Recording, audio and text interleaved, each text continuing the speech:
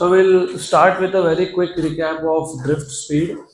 So if you remember कल हमने मतलब लास्ट लेक्चर में हमने एक नया चैप्टर स्टार्ट किया था एंड उसका नाम था electric current through conductors. And if you remember हमने कल पहले थोड़ा सा बेसिक आइडियाज डेवलप कर लिए, जैसे इलेक्ट्रिक करंट क्या होता है. इलेक्ट्रिक करंट क्या होता है वो समझने के लिए हमने एक थॉट एक्सपेरिमेंट लिया था जिसमें हमने गैस मॉलिक्यूल्स लिए थे दो टाइप के, positively charge and negatively charge. Then we have taken a section inside that container जिसमें ये गैस मॉलिक्यूल्स थे. उस सेक्शन में हमने पहले फॉरवर्ड डायरेक्शन क्या होता है वो डिफाइन किया. और वो फॉरवर्ड डायरेक्शन अगर आपको याद होगा, लेफ्ट से राइट हमने बोला था फॉरवर्ड डायरेक्शन. फिर वो फॉरवर्ड डायरेक्शन में कितने gas molecules, positively charge molecules section को क्रॉस करके फॉरवर्ड डायरेक्शन में जा रहे हैं, उसको क्यू प्लस बोला था. And the number of gas molecules which are negatively charge which are crossing the same section was Q minus. तो नेट चार्ज था Q plus minus Q minus. तो in given time T, net charge per unit time Q plus minus upon T, इसको हम लोग बोलते हैं electric current. Electric current का ऐसा यूनिट तुमको पता ही है, which is ampere. Then if you remember उसके बाद हमने देखा था व्हाट इज ड्रिफ्ट स्पीड. तो मैं अभी सिर्फ पहले ड्रिफ्ट स्पीड का डेरिवेशन क्विकली रिवाइज करवा देता हूँ before we go ahead to the next topic, because drift speed ये इंपॉर्टेंट टॉपिक है, इस पर क्वेश्चंस भी आते हैं तो पता होना चाहिए. अब to understand drift speed you need to remember, जब हम लोग एक कंडक्टर की बात करते हैं, कंडक्टर्स और मेटल्स में होते हैं फ्री इलेक्ट्रॉन्स. एंड मैंने आपको कल डिटेल में बताया ही है ये इलेक्ट्रॉन्स फ्री कहाँ से होके आए, एटम से. तो एटम्स जो है वो बन गए आयॉन्स, क्योंकि अगर हर एक एटम ने एक इलेक्ट्रॉन भी फ्री कर दिया तो as you know atom is electrically neutral. जितने प्रोटॉन्स होते हैं उतने ही इलेक्ट्रॉन्स होते हैं, जितना पॉजिटिव चार्ज है उतना ही नेगेटिव चार्ज है. लेकिन अगर एक इलेक्ट्रॉन गया, इसका मतलब उस एटम में अब पॉजिटिव चार्ज ज्यादा है, जिसको हम बोलते हो पॉजिटिव आयॉन्स. तो ये सारे के सारे जो रेड डॉट्स है दे आर पॉजिटिव आयॉन्स. और where are electrons have become free. तो यहाँ पे फ्री इलेक्ट्रॉन्स है. जब तक मैंने कोई बैटरी लगाया नहीं है तब तक ये फ्री इलेक्ट्रॉन्स क्या कर रहे हैं, रैंडम मोशन परफॉर्म कर रहे हैं. They are moving randomly. Random motion का मतलब होता है they do not have any sense of direction. वो किसी भी डायरेक्शन में मूव हो रहे हैं विद वेरी हाई स्पीड. और मैंने कल आपको स्पीड की एस्टिमेट वैल्यू बताई थी, 10⁶ मीटर पर सेकेंड तक होता है. 10⁴ से लेकर 10⁶ मीटर पर second, depending on the temperature, surrounding temperature के ऊपर डिपेंड करता है वो. देन जैसे ही आपने इसको बैटरी कनेक्ट किया, मतलब सेल कनेक्ट किया, तो when you connect a battery और सेल, तो ये जो बैटरी या सेल तुमने लगाया ये इस मटेरियल के अंदर एक इलेक्ट्रिक फील्ड जनरेट कर देता है. और इलेक्ट्रिक फील्ड डायरेक्शन तुमको पता ही है, फ्रॉम पॉजिटिव टू नेगेटिव. अब ये जो इलेक्ट्रॉन्स है, ये इलेक्ट्रॉन्स रैंडम मोशन के साथ साथ धीरे धीरे पॉजिटिव टर्मिनल के पास आ रहे हैं. मतलब they are moving against the direction of electric field. इस मोशन को बोलते हो ड्रिफ्ट मोशन.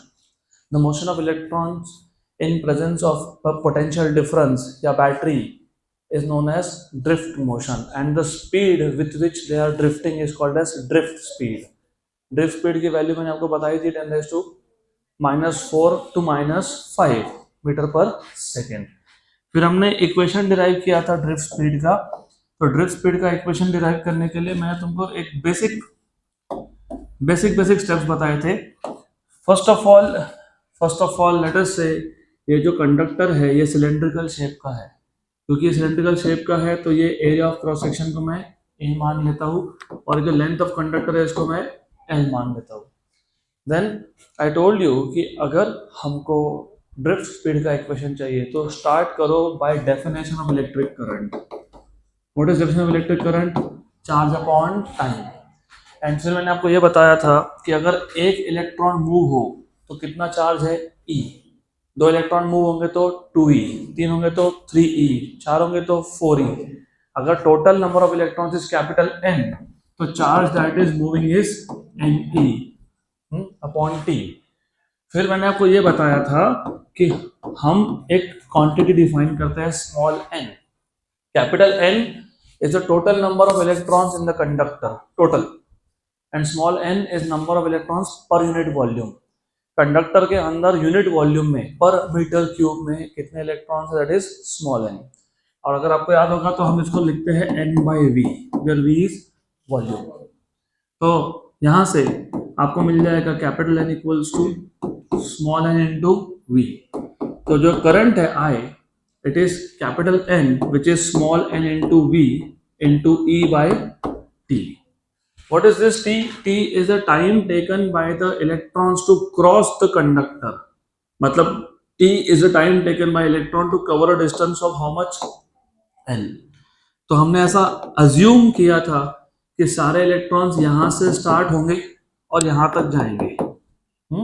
इसका मतलब इलेक्ट्रॉन्स कितना डिस्टेंस ट्रेवल कर रहे हैं? L। फिर मैंने आपको बताया था, if you remember, I have told you that we need to use the definition of speed. Speed is distance upon time. यहाँ पे स्पीड को ड्रिफ्ट स्पीड बोलेंगे क्योंकि हम लोग ड्रिफ्ट स्पीड का ही इक्वेशन डिराइव कर रहे हैं। तो vd drift speed is distance which is l upon time which is t। तो t equal to l upon vd, equation number 2। So from equation number 1 and 2 current I क्या था? I n v E upon T, T is L by v d, L by v d. और ये V है volume, और volume होता है area into length, क्योंकि ये जो कंडक्टर है इसका शेप क्या था? सिलेंड्रिकल। तो सिलेंड्रिकल शेप होने की वजह से volume is area into length. So therefore current I equals to N into A into L। Volume को लिखा मैंने AL into E L upon V D. यहाँ पे L और N हो गया कैंसल। ये VD डिनोमिनेटर का डिनोमिनेटर था तो ऊपर जाएगा, तो I equals to NEA VD। तो VD drift speed is I upon NAE। ये जो I बाई A है इसको बोलते हो करंट डेंसिटी। क्या बोलते हो? Current density. तो current density J is I by A। और ये एम्पियर पर मीटर स्क्वायर में आता है। तो this was the expression for drift velocity या ड्रिफ्ट स्पीड। गुड। तो कल हमने यहाँ तक कवर किया था। ये रिवाइज करवाना इंपॉर्टेंट है क्योंकि इस चैप्टर में ज़्यादा क्वेश्चन इस पे बनते हैं। अब will go ahead to the next topic which is a very simple topic known as Ohm's law. तो Ohm's law it is expected कि आप सबको पता है क्योंकि आपने स्कूल में ये ऑलरेडी सीखा है ओहम्स लॉ। लेकिन this is a revision of Ohm's law along with थोड़ा सा डिटेल्स कि ये लॉ आया कहाँ से, वो भी देखना पड़ेगा हमको, और इसके लिमिटेशंस क्या है। तो सबसे पहले Ohm's law gives you the relation between current and the potential difference applied across the ends of a conductor. तो मेरे पास अगर एक मेटालिक कंडक्टर है, जैसे ये एक मेटालिक कंडक्टर है, इसके एंड्स के अक्रॉस देखो, यहाँ से और यहाँ से, ये दो एंड्स के अक्रॉस मैंने पोटेंशियल डिफरेंस लगाया। बैटरी लगाना मतलब क्या लगाना? Potential difference. So the relation between potential difference मतलब voltage and current is given by Ohm's law. Logically मैं जितना ज़्यादा वोल्टेज लगाऊंगा उतना ज़्यादा करंट मिलेगा, सिंपल सी बात है। तो बस वही ओहम्स लॉ है। So it gives the relationship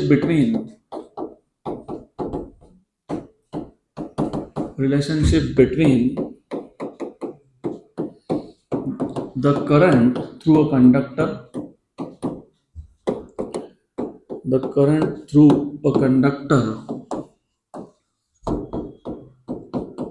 and the potential difference applied across its ends, across the ends of a conductor।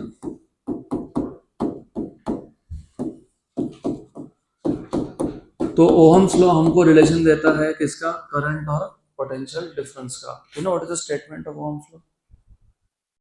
It states that the current through a conductor is directly proportional to potential difference applied across the end of the conductor, लेकिन under a given condition, under a given condition which says that the physical state of the conductor is unchanged। अब इसका मतलब क्या होता है? और logically सोचोगे तो सब समझेगा। Going back to this diagram, when I say physical state of the conductor remain same, मतलब मैं ना इसका लेंथ बढ़ा रहा हूँ, मतलब मैं लेंथ चेंज नहीं कर रहा हूँ, ना ही मैं इसका area of cross section change कर रहा हूँ, ना ही मैं इसका टेम्परेचर चेंज कर रहा हूँ। तो जब फिजिकल स्टेट चेंज नहीं हो रहा है, ना लेंथ चेंज हो रहा है, ना एरिया चेंज हो रहा है, ना टेम्परेचर चेंज हो रहा है, उस केस में current is proportional to potential difference. क्योंकि रिमेंबर, अगर मैं टेम्परेचर चेंज करता हूँ, मैं एग्जांपल बता रहा हूँ, if I change the temperature, you know this are positive ions, and I told you yesterday this positive ions are very heavy, मतलब बल्कि कंपेयर टू इलेक्ट्रॉन्स, क्योंकि इनके पास न्यूक्लियस है तो मास है, तो ये अपनी जगह छोड़ के तो जाएंगे नहीं, but they are vibrating at their own place. If I increase the temperature, मतलब मैं इसको हीट दे रहा हूँ, heat is energy which can neither be created nor be destroyed, तो ये हीट कहाँ गया, इनके पास गया। तो ये जो आयॉन्स है they start moving faster and with more amplitude, पहले भी वाइब्रेट हो ही रहते हैं slower with less amplitude, but when you heat it up they move faster with more amplitude, correct. तो अगर ये वाइब्रेशंस का एम्पलीट्यूड बढ़ेगा ना, तो इसका मतलब रेजिस्टेंस बढ़ेगा, क्या बढ़ेगा, रेजिस्टेंस बढ़ेगा। मैन इन ब्लैक शिफ्ट हो जाओ जल्दी, रोज रोज बोलना पड़ता है, राइट। तो रेजिस्टेंस बढ़ेगा तो फिर वोल्टेज और करंट डायरेक्टली प्रोपोर्शनल, जो मैं बोल रहा हूँ वो थोड़ा सा चेंज होगा फिर। तो रिमेंबर, इट इज इंपॉर्टेंट, जब तुम बोलते हो current through conductor is proportional to potential difference, उसमें कंडीशन होता है that the physical state of the conductor remains unchanged. So it states that the current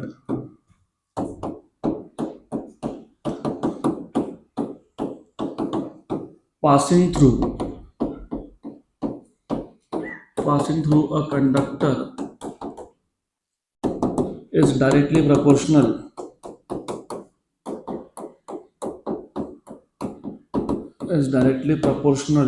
to the potential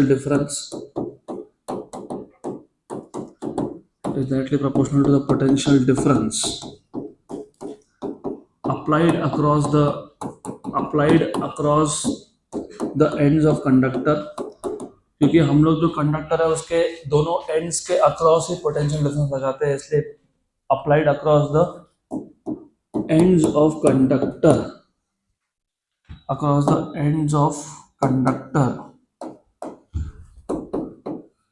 लेकिन इसमें condition था, provided the physical state of the conductor remains unchanged, the physical state of the conductor is unchanged, या फिर remains unchanged.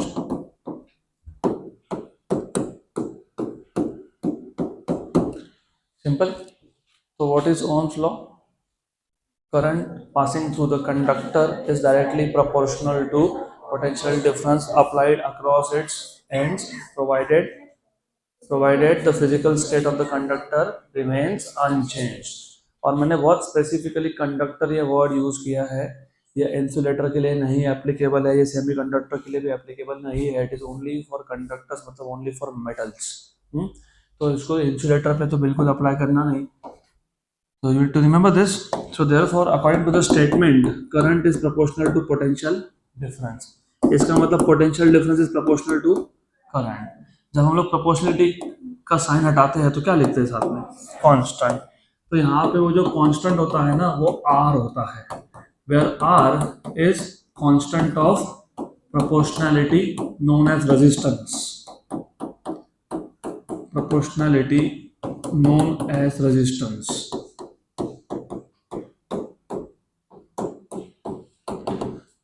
तो mathematically resistance equation में यहाँ से आया, ओम्स लॉ से।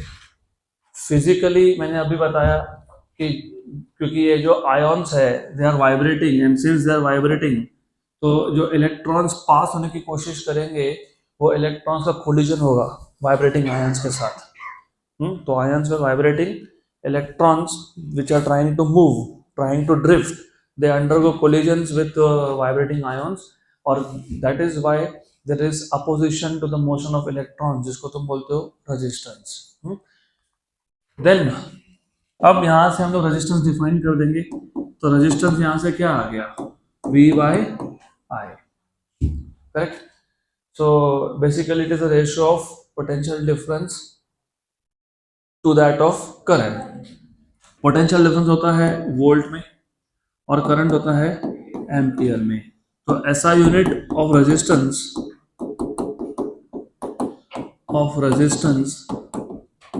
इज वोल्ट पर एम्पियर, या फिर इसको बोलते हैं ओहम। क्या बोलते हैं इसको? ओहम। तो ऐसा unit of resistance is ohm. पक्का पक्का, गुड। ओहम, ये नाम ओहम नाम के साइंटिस्ट से ही मिल गया उसको, ओहम्स लॉ से। गुड, यूनिट को ohm.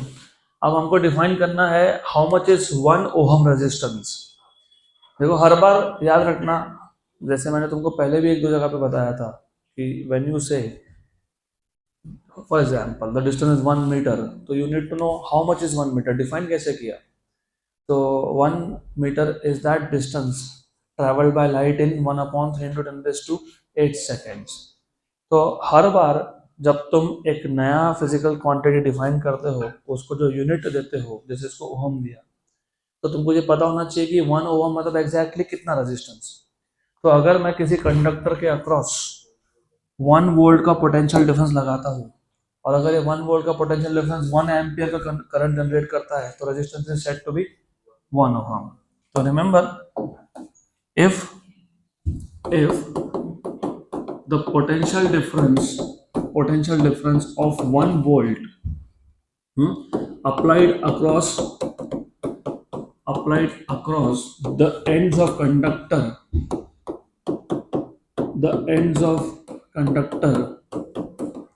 produces a current of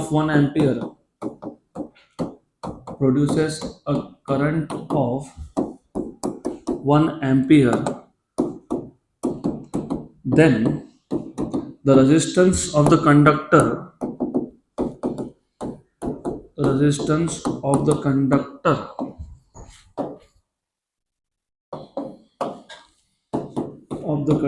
is said to be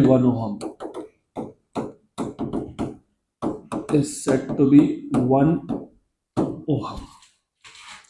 Okay, so if I apply potential difference of 1 volt across the ends of conductor, और अगर वो 1 वोल्ट के पोटेंशियल डिफरेंस में 1 एम्पियर का current generate कर दिया, तो जो रेजिस्टेंस उसको क्या बोलोगे?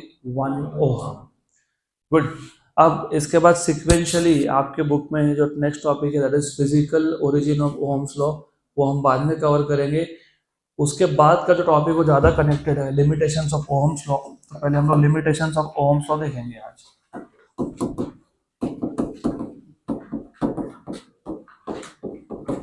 लिमिटेशंस ऑफ ओहम्स लॉ बहुत सिंपल सा टॉपिक है और इससे कनेक्टेड है, इसलिए पहले ये लेना जरूरी था। Now you need to know limitations of Ohm's law मतलब क्या। देखो बेसिकली ये जो ओहम्स लॉ है ना, मतलब V is proportional to I, मतलब V इक्वल टू IR, वो हर एक टाइप का मटेरियल, हर एक डिवाइस, हर एक इंस्ट्रूमेंट ओबे नहीं करता है। जो डिवाइस ओहम्स लॉ ओबे करते हैं उस केस में V प्रोपोर्शनल टू I आता है। नाउ इमेजिन अगर मैं ये जो V है ये y एक्सिस पे प्लॉट कर रहा हूँ और करंट को x एक्सिस पे प्लॉट कर रहा हूँ, तो ये y हो गया, ये x हो गया, तो ये फॉर्म क्या हो गया? y equals to mx, where m is resistance which is slope of the graph. मैं ग्राफ ड्रॉ करूंगा लेकिन थोड़ा इमेजिनेशन बढ़ाओ। This is y axis which is v, this is x axis which is I। तो ये जो form है v equal to IR, ये y इक्वल टू mx ऐसा दिखता है क्या? तो ये लाइन कैसा आएगा? Straight line passing through origin. तो रिमेंबर पहली बात तो तुमको ये पता होनी चाहिए कि जो भी डिवाइस या instrument V equal to IR follow करता है, मतलब ओहम्स लॉ फॉलो करता है, उसको बोलते हो ओहमिक डिवाइस। क्या बोलते हैं? Ohmic device. हर एक डिवाइस ओहम्स लॉ फॉलो करेगा ही ऐसा नहीं होता है। तो there are ohmic devices which follows Ohm's law and there are non ohmic devices which do not follow Ohm's law. अभी देखो इसमें जो डिवाइस ओहम्स लॉ फॉलो करता है ना, उसमें भी दो केस है। अब मैं लिख भी दूंगा लेकिन पहले समझ लो थोड़ा सा। उसमें भी दो केस है, ये V है, ये I है। जो डिवाइस ओहम्स लॉ को एज इट इज फॉलो करता है, एज इट इज, उसके लिए V I graph is a straight line passing through origin. It is a straight line, remember. इसको हम लोग बोलते हैं आइडियल कंडक्टर। क्या बोलते हैं इसको? Ideal conductors. तो ideal conductors follow Ohm's law as it is. तो मतलब क्या है, कितना भी ज्यादा वोल्टेज हो, वोल्टेज और current directly proportional to each other. जितना वोल्टेज बढ़ाओगे करंट भी प्रोपोर्शनली बढ़ेगा, वोल्टेज बढ़ाओगे करंट भी प्रोपोर्शनली बढ़ेगा, वोल्टेज बढ़ाओगे करंट भी प्रोपोर्शनली बढ़ेगा। तो स्ट्रेट लाइन आता है। ये आइडियल है, थ्योरेटिकल है। क्या ये थ्योरेटिकल, क्या ये थ्योरेटिकल, क्या ये थ्योरेटिकल। लेकिन प्रैक्टिकली अगर आप देखोगे, जिसको तुम गुड कंडक्टर बोलते हो, अभी इसके आगे ध्यान रखना, फिजिक्स में दो टाइप के बात, मतलब दो टाइप के सब्सटेंस की बात होगी। एक है आइडियल। आइडियल जो सब्सटेंस होते हैं ना, वो थ्योरी को एज इट इज फॉलो करते हैं, मतलब वी और I is exactly a straight line. और इस केस में, और ऐसे कुछ मटेरियल होते हैं जो वोल्टेज की सर्टन वैल्यू तक ओहम्स लॉ को ओबे करते हैं, मतलब it is a straight line up to a certain value of voltage. तो फॉर एग्जांपल ऐसा है, ऐसा है, स्ट्रेट लाइन है, हाँ है, लेकिन उसके बाद एक सर्टन वोल्टेज के बाद थोड़ा सा ये ट्विस्ट होता है, तो स्ट्रेट लाइन नहीं आता है, इसके बाद थोड़ा सा ये कर्व हो जाता है। तो ऐसे जो मटेरियल होते हैं ना, जो थोड़े से कर्व हो जाता है बाद में, ये होते हैं तुम्हारे प्रैक्टिकल कंडक्टर्स, जिसको तुम बोलते हो good conductors. Ideal conductors real life में एग्जिस्ट नहीं करते, वो सिर्फ थ्योरेटिकल है। और जो गुड कंडक्टर्स, रियल कंडक्टर्स है, वो थ्योरी को एज इट इज फॉलो नहीं करते, थोड़ा सा वहां पे हायर वोल्टेजेस पे ये जो ग्राफ है ये थोड़ा सा टर्न लेता है टुवर्ड्स द वोल्टेज एक्सिस। अब ऐसा क्यों होता है मैं बताऊंगा आपको, लेकिन आपके सिलेबस के बाहर की बातें हैं वो, मैं सिर्फ बता देता हूँ तुम्हारे नॉलेज के लिए। जितना ज़्यादा तुम वोल्टेज लगाओगे, देखो याद रखना, मैंने इसलिए बोला था कि कुछ वर्ड्स यहाँ पे बहुत मैटर करते हैं। जैसे मैंने यहाँ बोला, it states that the current passing through conductor is directly proportional to potential difference across the end of conductor provided physical state of the conductor remains unchanged। और उसमें तुमको एक चीज बताई मैंने कि टेम्परेचर चेंज नहीं होना चाहिए। नाउ थिंक, अगर मैं वोल्टेज बढ़ा रहा हूँ करंट बढ़ रहा है, वोल्टेज बढ़ा रहा हूँ करंट बढ़ रहा है, वोल्टेज बढ़ा रहा हूँ मतलब इलेक्ट्रॉन्स को ज्यादा एनर्जी मिल रहा है, तो इलेक्ट्रॉन्स आर मूविंग फास्टर। जितना ज्यादा वोल्टेज होगा उतना ज्यादा इलेक्ट्रॉन्स फास्ट मूव होंगे, यस और नो? जितना ज़्यादा फास्ट मूव होंगे उतना ज़्यादा कोलिजन्स तो होगा ना, किसके साथ? आयॉन्स के साथ। कोलिजन लीड्स टू हीट, तो हीट की वजह से टेम्परेचर क्या होगा? बढ़ेगा। इसका मतलब फिजिकल स्टेट सेम रहा क्या? नहीं। तो आइडियल कंडक्टर्स, थ्योरेटिकल कंडक्टर्स में ये अजम्पशन था कि टेम्परेचर चेंज होने ही नहीं वाला है।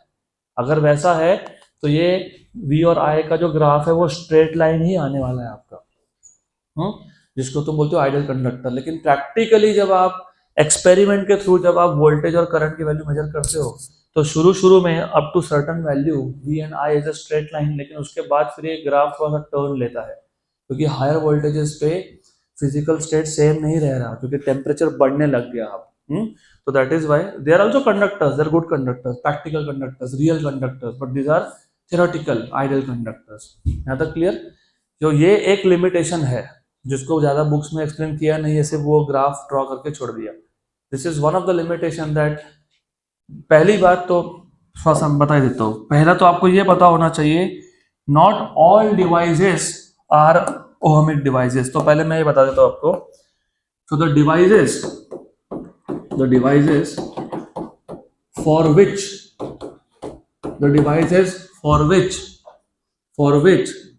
the graph of current against मतलब versus potential difference is a straight line passing through origin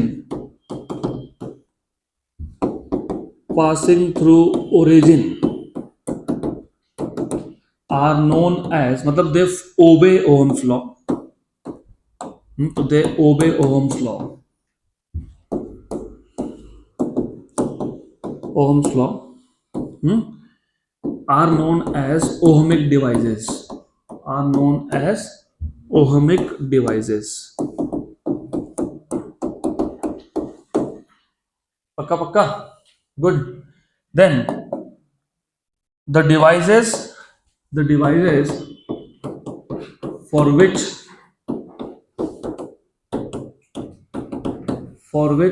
the graph of current versus potential difference against potential difference is not a straight line.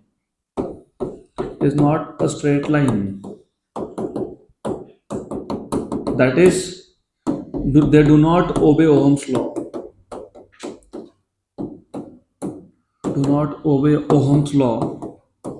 Are known as non-ohmic devices.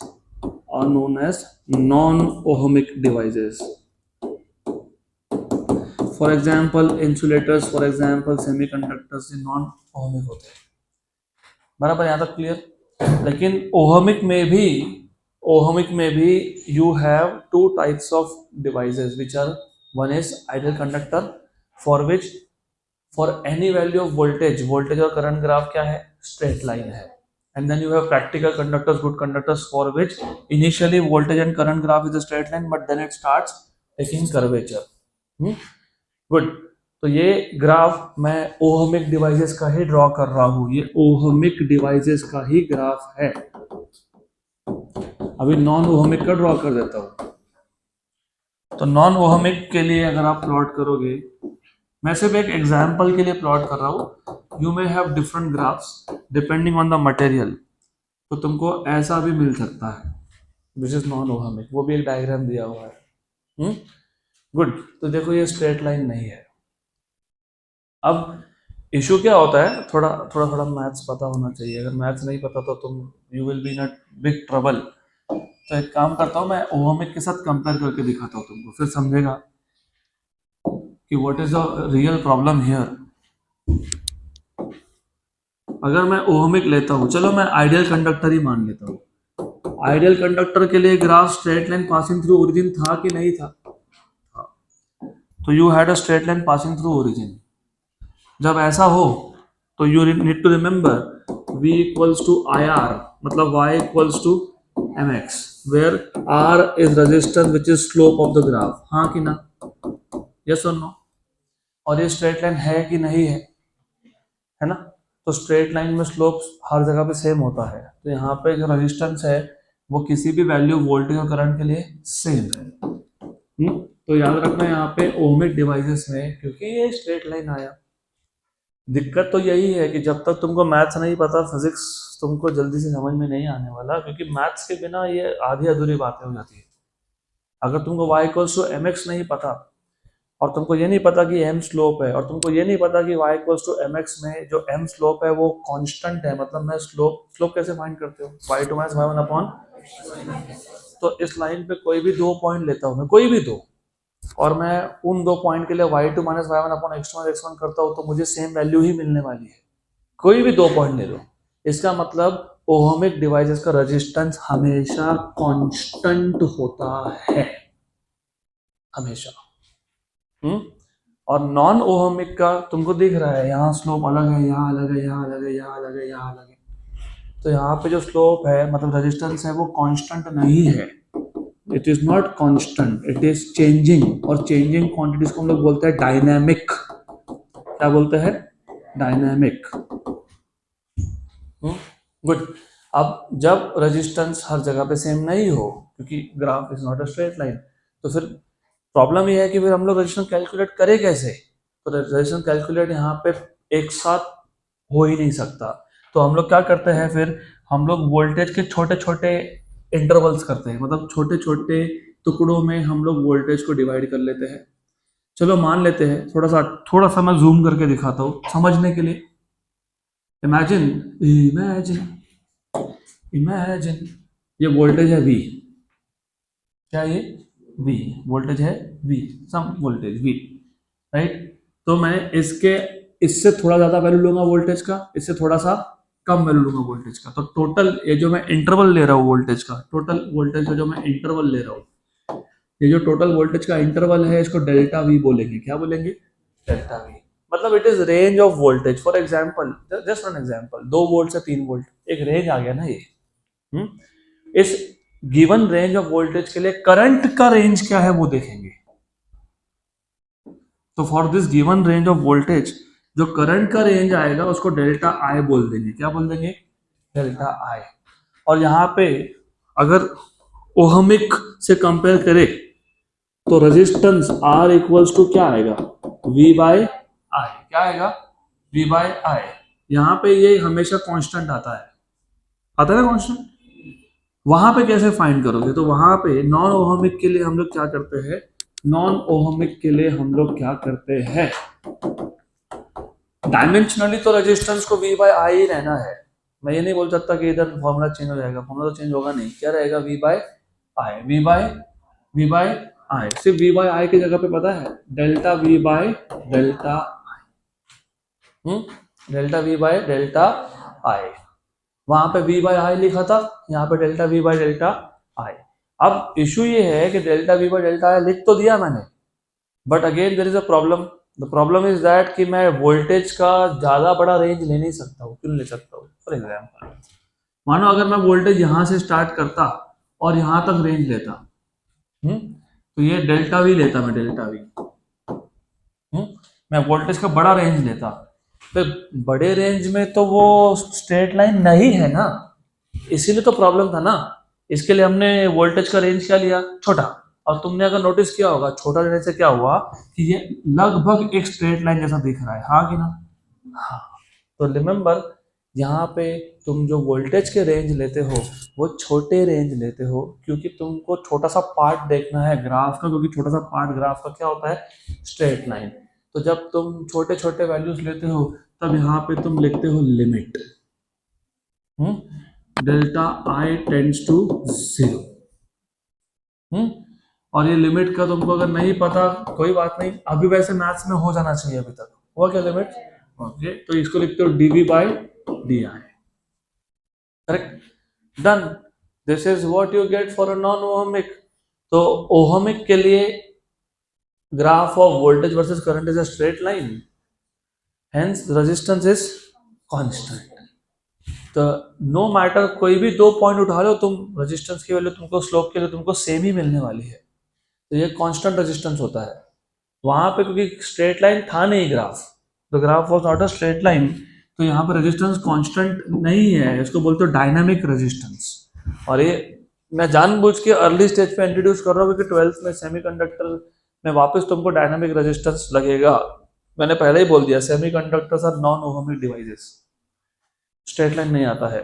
तो जब जब non ohmic device resistance निकालना है तो तुमको यही formula use करना है, लिमिट लगा के। छोटे छोटे रेंज ऑफ वोल्टेज के लिए करंट कितना चेंज हो रहा है वो देखो, डेल्टा वी बाय डेल्टा आया करो, उसका लिमिट ले लो, दैट इज रेजिस्टेंस। पक्का? गुड। तो ये था लिमिटेशंस ऑफ ओहम्स लॉ। तो लिमिटेशंस को अगर सिर्फ मुझे समराइज करना है, हर एक डिवाइस ओहम्स लॉ ओबे नहीं करता है, दैट इज अ लिमिटेशन। जो करता है वो ओहमिक है, जो नहीं करता है वो नॉन ओहमिक है। और जो करता है उसमें भी 2 केसेस है, एक है आइडियल जो एग्जैक्टली ओहम्स लॉ को फॉलो करता है क्योंकि उसमें physical state of the conductor change नहीं हो रहा, और जो दूसरा है वो मोर और लेस करता है, हायर वोल्टेज पे थोड़ा सा वो डाइवर्ट हो जाता है। वो ऐसा होता है क्योंकि फिजिकल स्टेट वहां पे कंडक्टर का चेंज होता है। गुड। तो अब तक हमने जो सीखा उस पर हम लोग कुछ क्वेश्चन सॉल्व करेंगे। Will start with example 11.1।